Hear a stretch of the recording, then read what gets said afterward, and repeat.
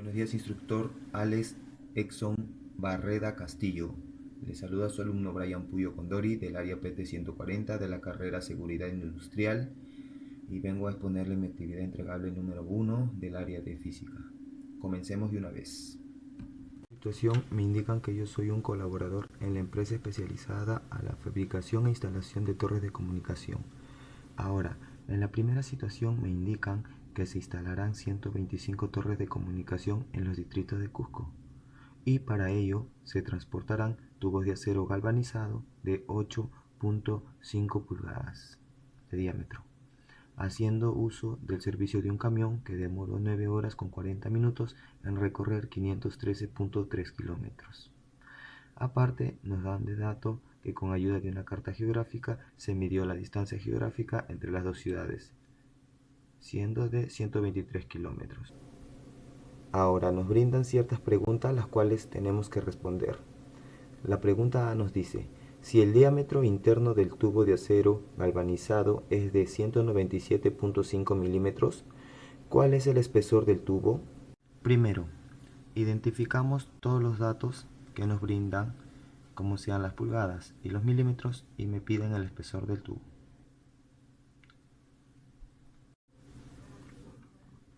Como sabemos, el diámetro externo es de 8,5 pulgadas, lo cual vendría a ser 215.9 milímetros. Como ambos están en milímetros, utilizaremos la fórmula para hallar el espesor, que es la diferencia de los diámetros entre 2. A esto nos saldría que el espesor del tubo sería de 9.2 milímetros. ¿Qué es galvanizado y para qué se utiliza? El galvanizado o galvanización es el proceso electroquímico por el cual se puede cubrir un metal con otro y se utiliza para proteger el acero de la corrosión u oxidación. El galvanizado más frecuente se realiza al aplicar una capa de zinc sobre hierro. De esta manera el hierro queda protegido, ya que el zinc es el material que queda expuesto al aire y al entrar en contacto con oxígeno se oxida. Las tuberías o cañerías suelen someterse a este tipo de galvanizado. ¿Cuál fue la rapidez de camión? Nos dan de datos que el tiempo para ir de Arequipa a Cusco fue de 9 horas con 40 y la distancia recorrida fue de 513,3 kilómetros. Me piden dicha rapidez, pero para eso la fórmula de la rapidez es la distancia sobre el tiempo. La rapidez sería igual a 513.3 kilómetros sobre las 9.4 horas, que serían 54.6 kilómetros por hora, que fue la rapidez del camión. ¿Cuál fue la velocidad media? Como nos indicaron antes, el tiempo para ir de Arequipa a Cusco fueron de 9 horas con 40 minutos. Ahora nos dieron de dato la distancia geográfica de Arequipa a Cusco, que fue de 323 kilómetros. La fórmula para la distancia es la distancia sobre el tiempo. Reemplazando dichos datos, nos sale que la distancia media es igual a 323 kilómetros de la distancia geográfica sobre los 9.4 horas. Esto vendría a ser igual a 34.36 kilómetros por hora. La velocidad media fue de 34.36 kilómetros por hora. La rapidez y la velocidad tienen el mismo resultado. La velocidad y la rapidez no presentan el mismo resultado, puesto que la velocidad es una magnitud vectorial. Se refiere a el intervalo de tiempo que le toma a un objeto desplazarse hasta una dirección determinada, como por ejemplo el punto A hacia el punto B, y esta se describe con el uso de unidades numéricas más una dirección. La rapidez, en cambio, es una magnitud escalar. Es la distancia que recorre un objeto en un tiempo determinado. Esta solo se describe con unidades numéricas. La segunda situación nos indica que en una de las camionetas que la empresa va a trasladar 2 cajas con herramientas. La masa de cada caja con el material es de 315 kilogramos. Las 2 cajas se colocan en la parte trasera de la camioneta de 1.26 toneladas de masa, como se muestra en la figura. Nos piden determinar la reacción de las llantas traseras y de las delanteras. Ahora,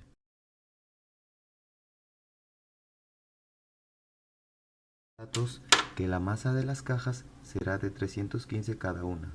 La masa de la camioneta va a ser de 1.26 toneladas. Para que sean en una medida igual, las convertiré a kilogramos. Y estos serían de 1260 kilogramos. Un dato adicional que voy a agregar es que la gravedad sea 10 metros por segundo al cuadrado. Y como me indicaron, G es el centro de gravedad de la camioneta. Para hallar el peso de cada una, la fórmula es que el peso en newtons sea igual a la masa en kilogramos por la gravedad, que es por metro sobre segundo al cuadrado. Entonces, reemplazando el peso de las cajas sería la masa por la gravedad, y entonces cada caja pesaría 3550 newtons.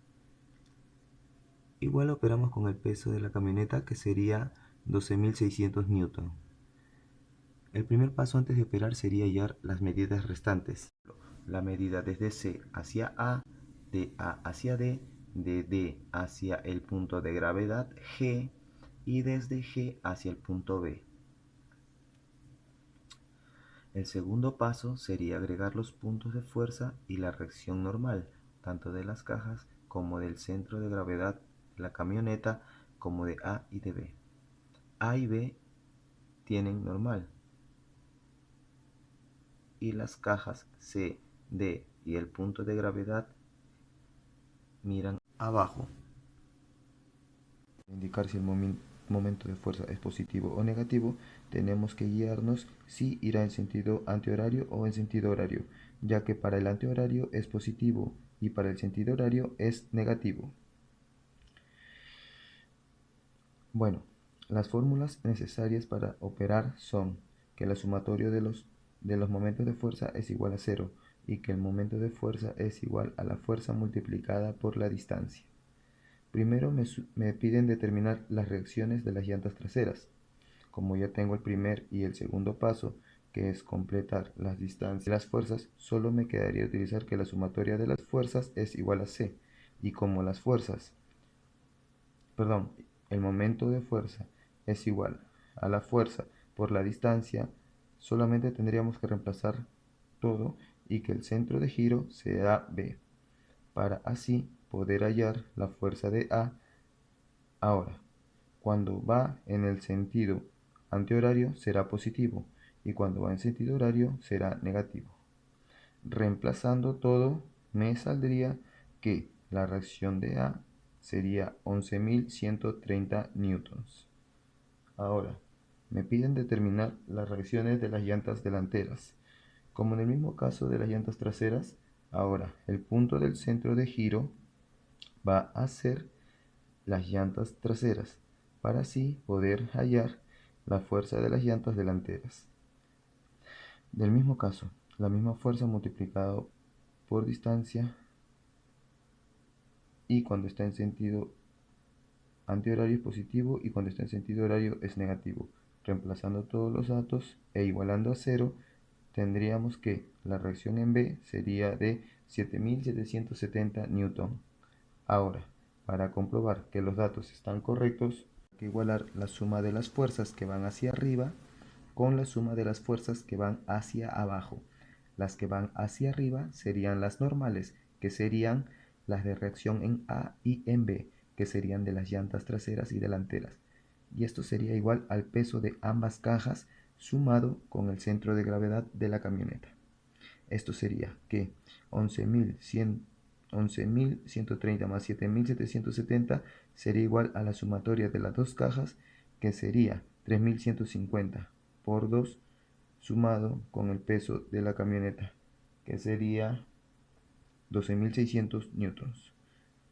Esto sería igual a que las fuerzas que van hacia arriba serían 18.900 newton y las fuerzas que van hacia abajo sería igual a 18.900 newton.